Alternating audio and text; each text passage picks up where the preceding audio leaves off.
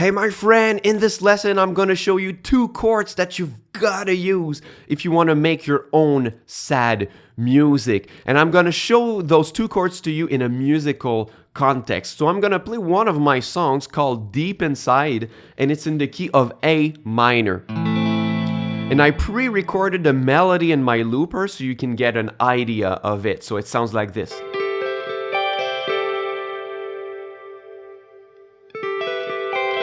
And the chords on top sound like this.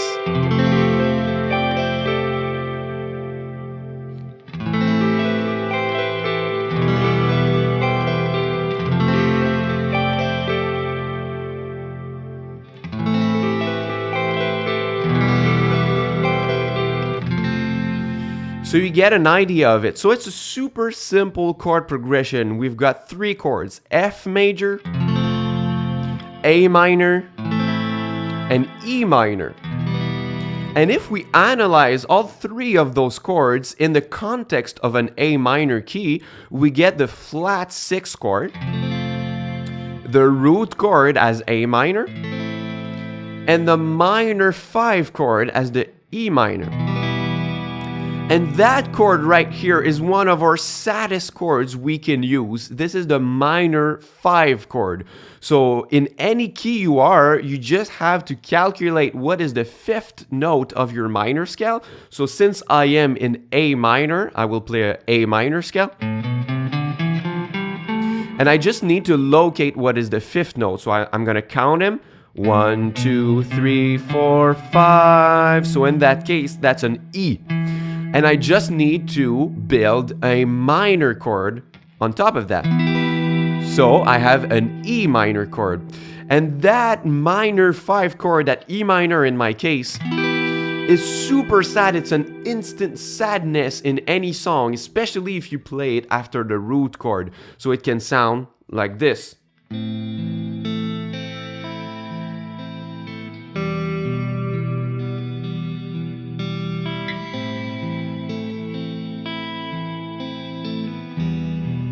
And it can be even sadder if I add some 9th.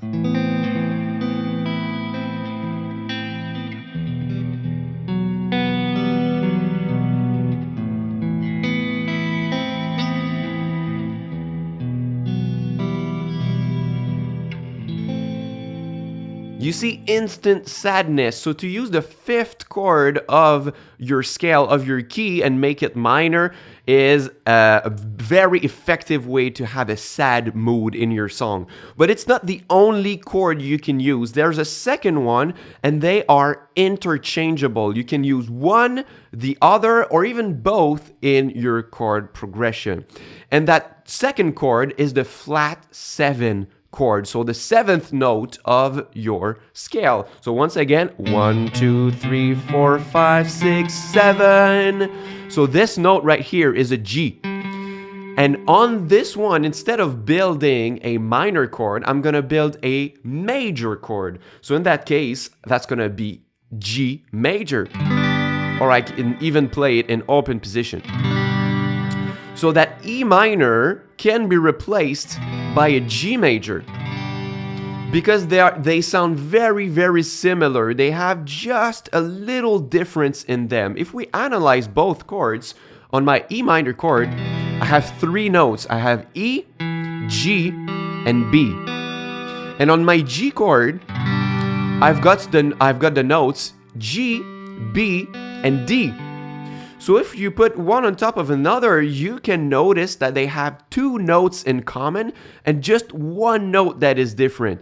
The E minor chord has an E and the G major chord has an D, and they are very close together. So this is a tiny difference.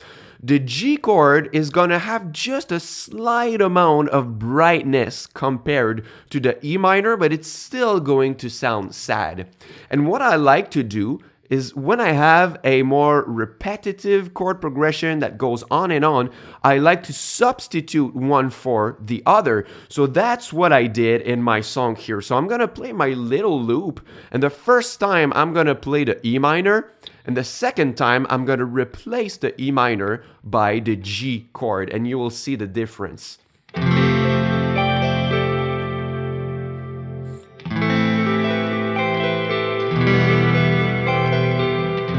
second time I play the G chord.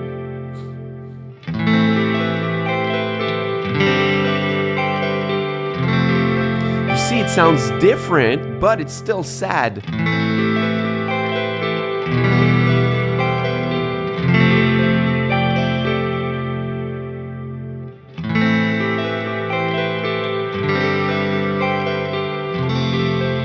And in my case here, I even played a G sus4 to add more tension. So those two chords are musts if you want to create sad moods in your songs. So this is the minor 5 chord and the flat 7th chord, that is a major chord too. So we have to identify the function of each one and remember the function instead of just remembering that it's E minor and G. Because that's gonna work in the key of A minor, but as soon as you will choose a different key, that won't work because the E minor and the G won't have the same functions anymore. So you've got to remember the minor 5 chord and the flat 7th in major. So let's do the exercise and find it in a different key. I'm going to pick a random one, let's say C sharp minor. So once again, I have to do the same exercise. If I want to find my minor 5 chord, I need to locate what is the 5th note in my C sharp minor scale and then build a minor chord from that note. So if I play my C sharp minor scale, I need to find a 5th note. 1, 2, 3, 4, 5. So that note right here is a G sharp. So I can just play a G sharp minor chord and then my C sharp minor root chord. And that's gonna work well.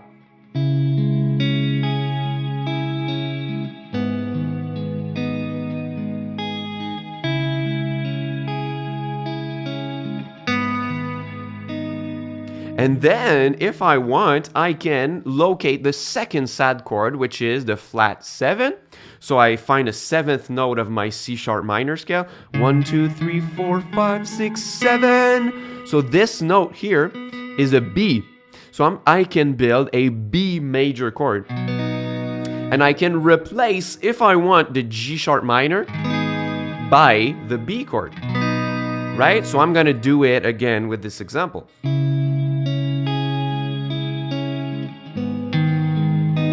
The second time, I'm gonna play the B major instead.